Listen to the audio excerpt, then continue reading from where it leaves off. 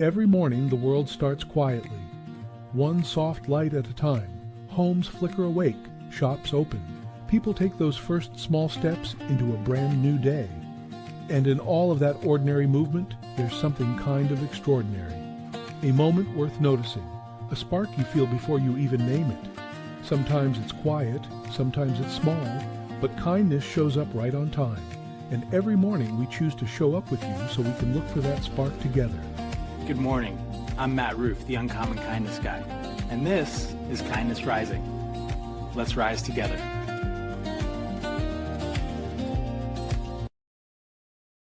Good morning, crew. Let us rise together.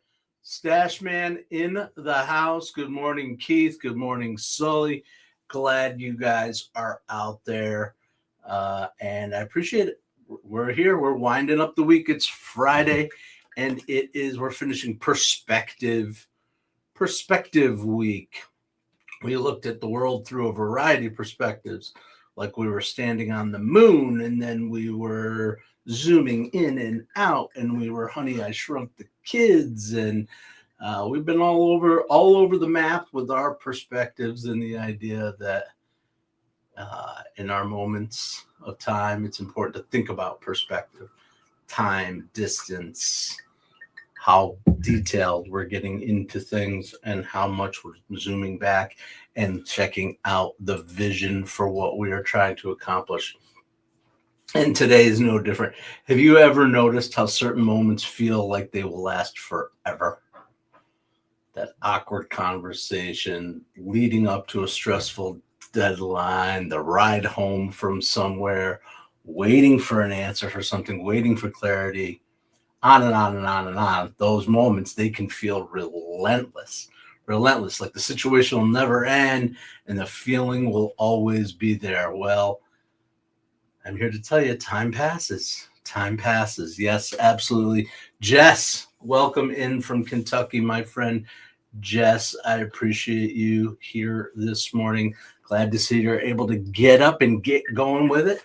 Hope things are working out well for you this week. I know you said you were struggling with getting up, but here you are, and I appreciate it. I like to think in my own little delusional mind that maybe I have a little something to do with it, but I'll get my ego out of the way on that one. Thanks, Jess. Who else is out there? Say hello in the chat. Get involved, and we'll finish this conversation about perspective, and we're exploring time, the idea of time as for your perspective, because sometimes the most powerful shift is simply remembering that this moment right now, it's not permanent, even when it feels that way. Thank you. Welcome everyone into Kindness Rising this morning. Come on. That's what I'm looking for. Kicking it with the Kindness Rising theme as we get up and get after it on a Friday morning.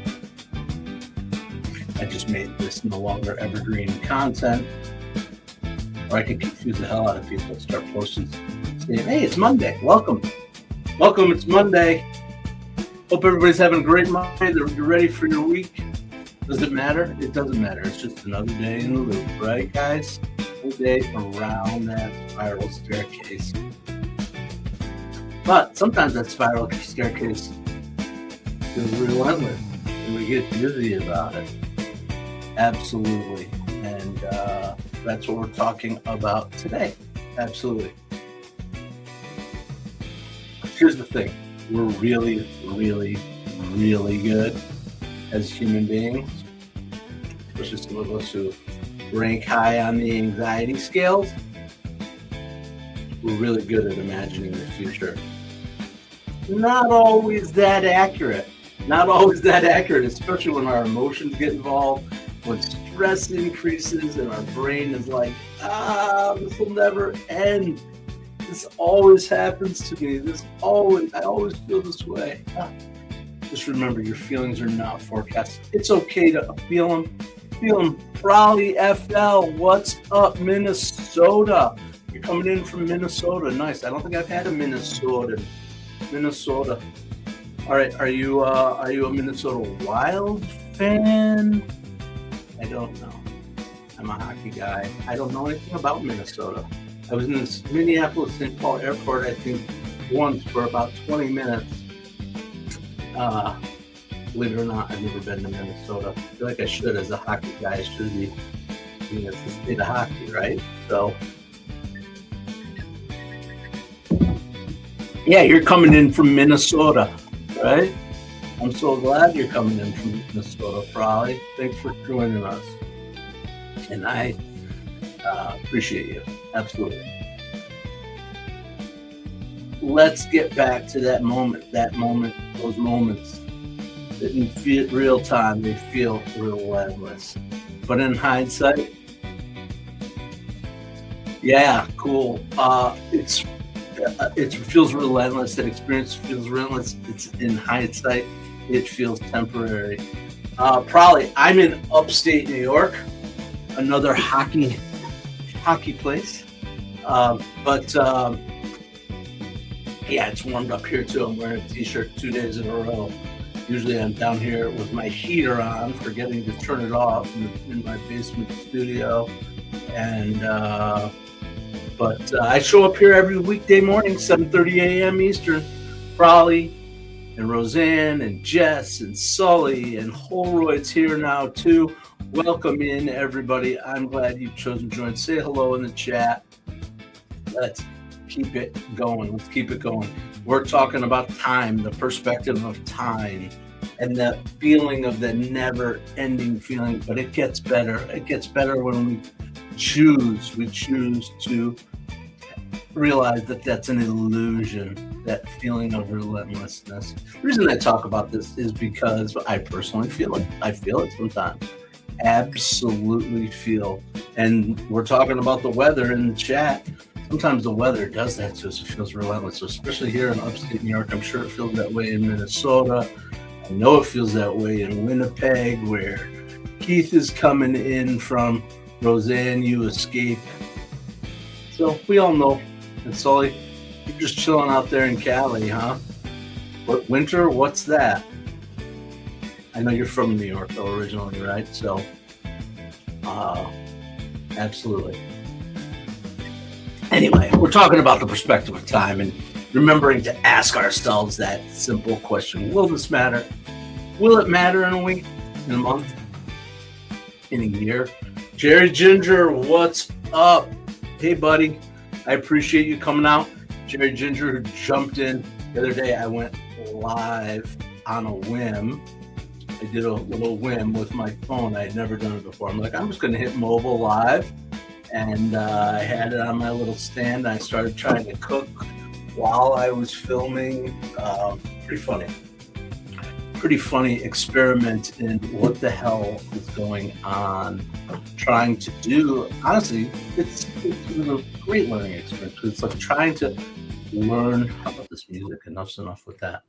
Trying to do something, which was simple cooking. I cook all the time, but trying to cook on camera while talking, while engaging, making sure the angle's good, making sure you don't look like you've got stuff dripping all down your hands. It was fun. It was fun. I actually enjoyed. Yes, it does, Jerry. Time keeps on slipping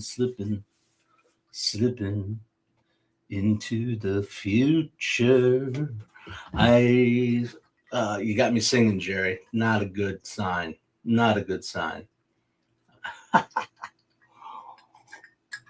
It actually is a good sign. I'm singing along here, despite the relentlessness illusion that I feel sometimes when I feel pressure, and that present moment becomes really loud and everything feels super urgent and immediate or permanent. Oh my God. But that intensity, we have to remember that intensity, it belongs to the moment, not to the situation. And that urgency can distort. It can distort the proportion, the intensity, right? That urgency distorts the proportion. The perspective restores the proportion. Interesting, right? Having that perspective. I don't know. I'm sitting here thinking about urgency distorting the proportion, right? And people who have like ice in their veins. Of course, I'm thinking about it athletically. I'm thinking about like Michael Jordan, people who want that urgency. They need it to shine in the moment. That's pretty cool. It's the other side of the moment, though, right? The moment that feels urgent, that overwhelms us, that passes. And the moment that inspires us and motivates us, that passes too. So remembering that the moment is temporary on both sides of those things, when it feels like nothing can go wrong and when it feels like nothing goes right, it's temporary, right? Not to be dismissive, not to be avoidant, not to whatever, like to not pay attention, but just remember that it is temporary. Absolutely. Yeah, Jerry, I'm going to do more of that, dude. I'm going to, until one time we don't. Stress tolerance, we're always going to live through it until one time we don't. No, I hope doing other things in my life will help to keep stress down. And time keeps on ticking and our hearts keep on ticking, Jerry, and we keep going, right?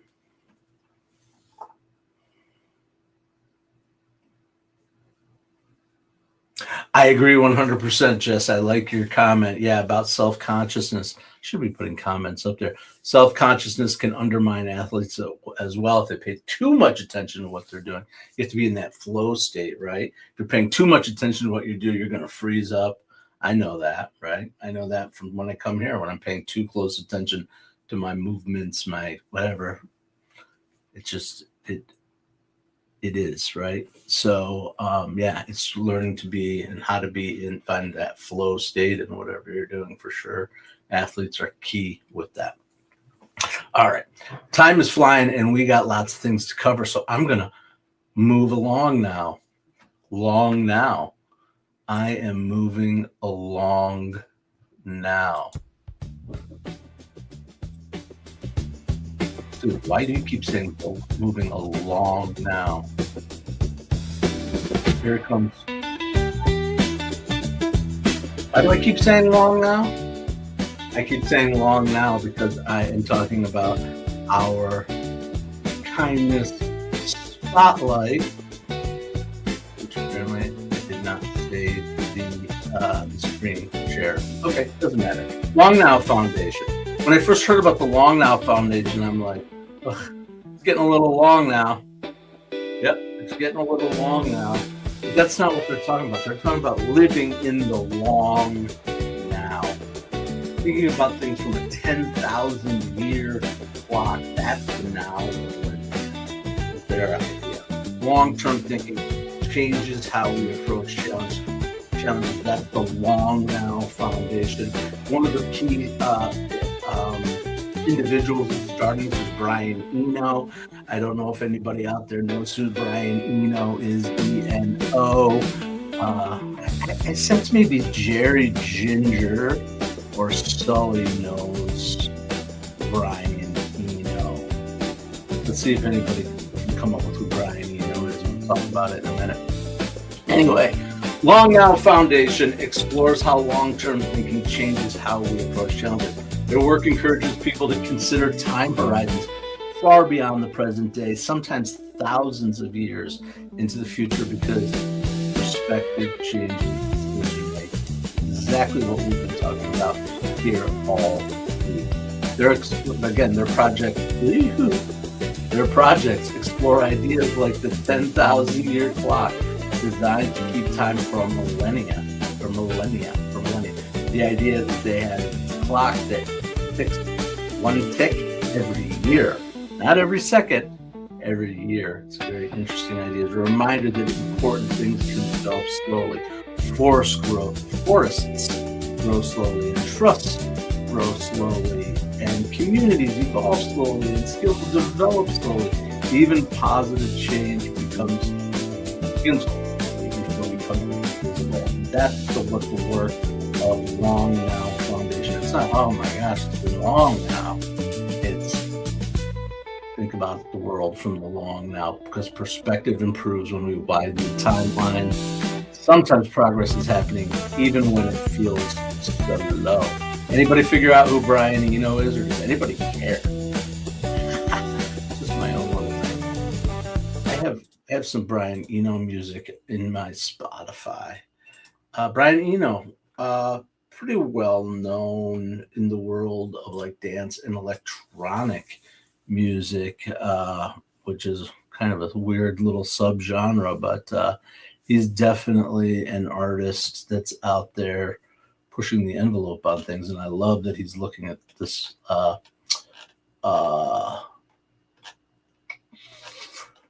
long now. I forgot about what I was talking about for a second there. Long now. All right. Speaking of long now, let's do it. It's a Friday. Sully reminded me I haven't done one of these in a while. A Gen X Fandom Friday. Not Phantom. It's not a phantom. I'm not a ghost. Woo! Fandom. Fandom.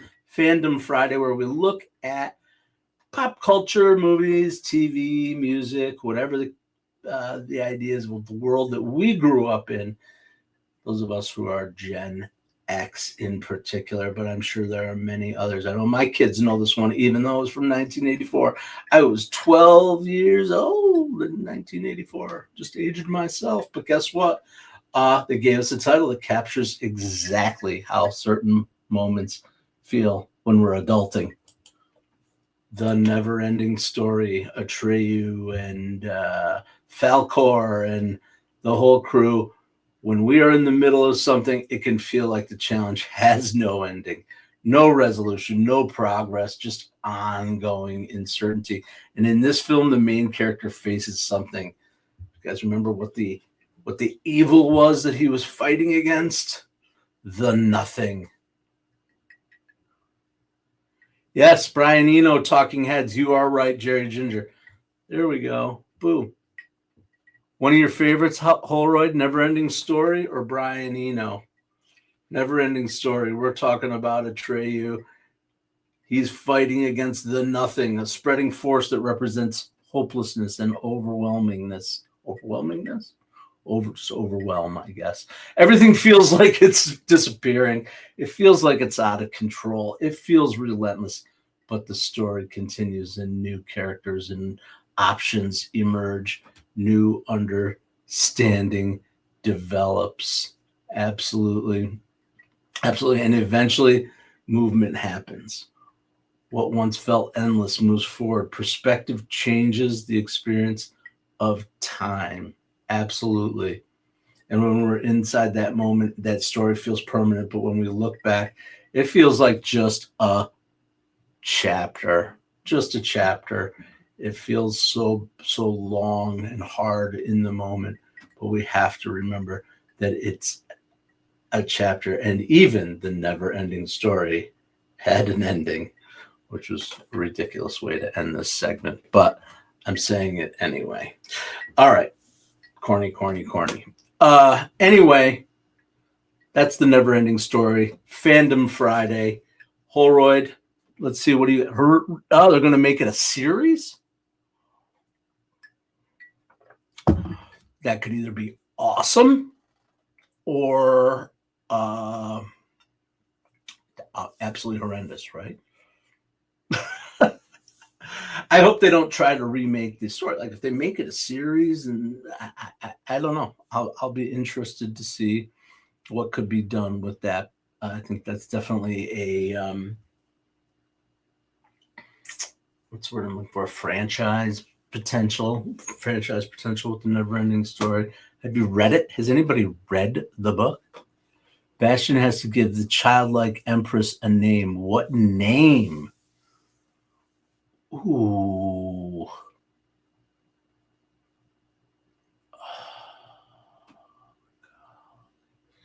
Holroyd, I love that you're dropping trivia, and I should know the answer to this question.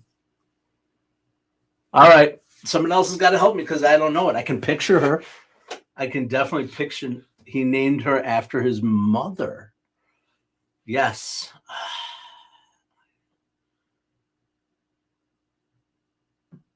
I just remember Atreyu and Falcor. Those were the ones I remember. We had a big white fluffy cat we named Falcor. All right, Holroyd, you got me, buddy. You got me. I owe you one. I love that. I love trivia. Actually, it's so funny that you mentioned that, Adam. I'm gonna totally change directions here. And I think I've got time to get everything else I need into by saying, I thought about that. I thought about bringing trivia. I love trivia. Why not bring trivia? As a matter of fact, I was thinking about just doing a little game. I actually have games. Why not? Why not? Right? Look at this. Right here. Movies trivia game. I'm like, that could be fun. Just pull out some movie trivia. I got this one. Hold on. Falling. That's embarrassing. Hope you didn't see that. Stuck my butt up there. Family Feud. That could be fun too. I can only imagine what you just saw on the camera when that happened. I'll have to look at that later. And then lastly, we have this one, which could get really crazy. Maybe this is not a morning topic. The late night edition of Family Feud. We love games in our house. Moonchild. Thank you, Holroyd. Moonchild. You are right. Nice. We didn't see anything. Good. Well, I'm glad I didn't have like a plumber's crack or something hanging out. God only knows. I'm literally wearing like just athletic shorts underneath here. I do have pants on. But I've been known to. Anyway, that's beside the point. Okay. So thanks. Trivia. Anybody think trivia would be fun? We could do that. I don't know. Might not be a morning thing. I'm also thinking about doing more live discussions in the evening where it could be a little bit more lively. I still want to make sure this show meets the mission of getting people up, rising above the noise, high fives for humanity kind of stuff. 8675309.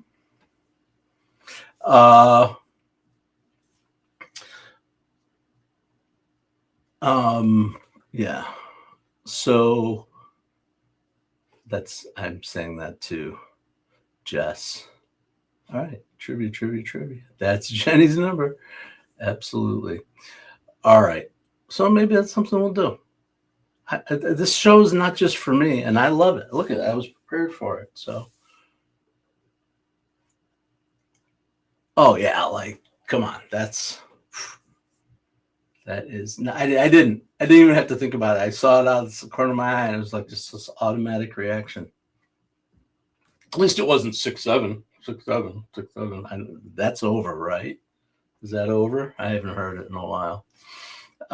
Anyway, let's get back to the topic at hand. I actually like these little side chats, but I do always want to bring something to walk away with every day. We can have all the chats we want to, but I I have a burning desire, a burning need to tell you about your kindness compass for today. Up and get going. 3 ways to use time perspective today. Time perspective, that's what we're talking about today. Never-ending story. Add time to the question. Will this matter in 1 year? You're thinking about it? Thinking about a problem? Often the emotional intensity could change immediately. Let's bring it down a notch. Will it matter? Will it matter by the time I get home? Whatever. Replace always with right now. This is hard right now. Not this always happens to me. Right now, this is happening. Right now, I'm doing this.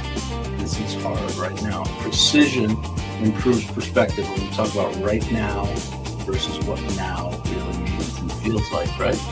And lastly, remember your previous difficult moments because you've experienced uncertainty before. You've navigated it. Perspective includes your memory too.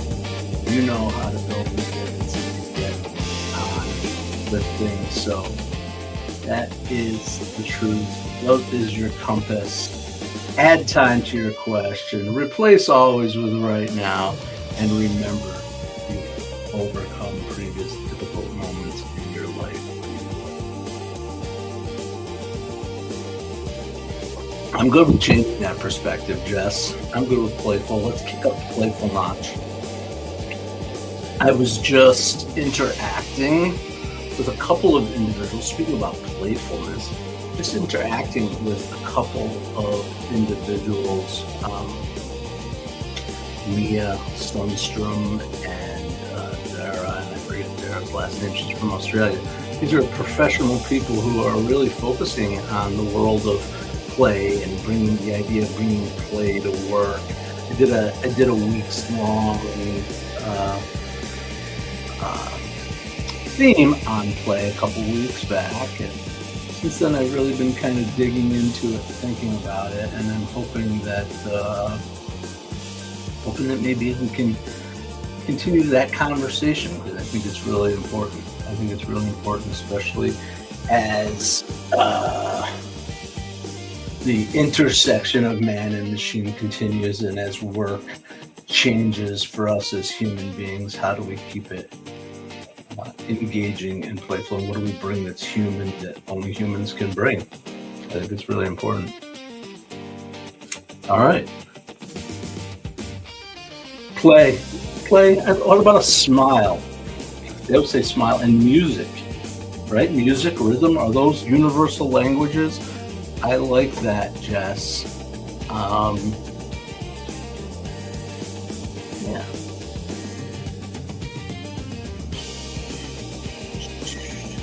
All right. Well, we are winding down. We're definitely winding down. So that was the kindness compass. Turn that music off. I do want to talk about something for real, though. Really? Let's not get heavy about it. Let's get excited about something that's happening next week. Next week on Kindness Rising, and all throughout the world. All throughout the world. I'm going to show you a video here in a second. But across social media platforms, people are sharing real moments of generosity, compassion, encouragement, and support, and using the hashtag kindness counts. Small acts, quiet moments, meaningful gestures. People are going to be recording things, the kind of things that really become headlines, but often become turning points in someone's day, like receiving a gift. My child gifted me with this Nido.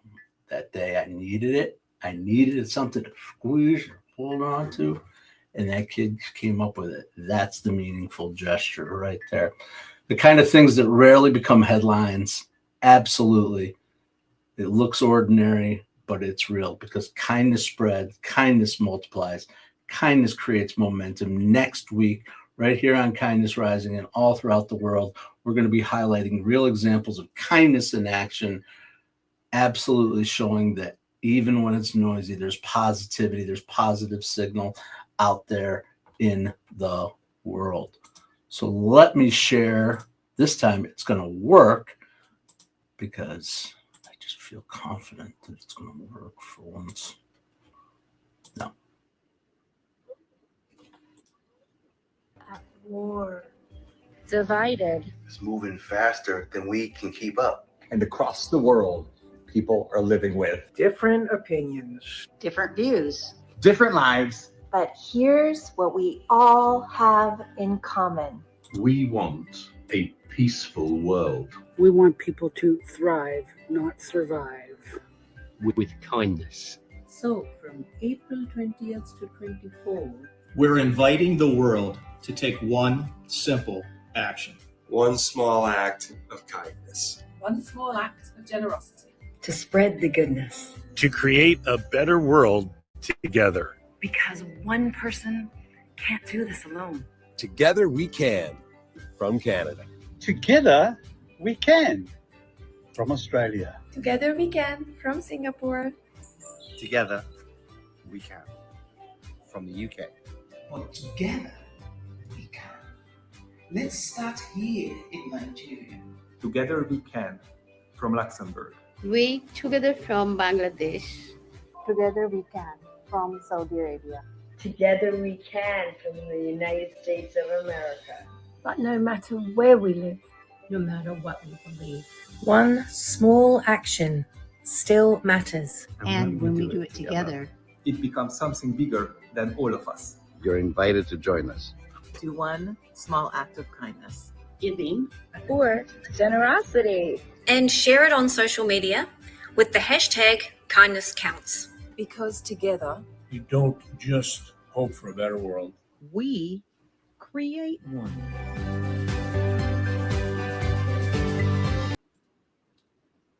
And so there it is. As we go over, I appreciate you guys spending a little extra time with me this morning to watch that video. We are going to be participating in that right here in Kindness Rising. I'm going to be doing it on LinkedIn and on YouTube and all that. So keep an eye out. Post stuff. Hashtag kindness counts. Let's build this momentum. April 20th to April 24th. Kindness Week. I'm going to be doing it all week long. I hope you will too. Now, get on over to Mornings in the Lab with Keith, John, and Friend, where they're going to continue the kindness, continue to spread positivity too for you right here on the Mornings in the Lab network. I'll be back Monday morning, 7:30 a.m. Eastern. And until then, stay uncommon, stay kind.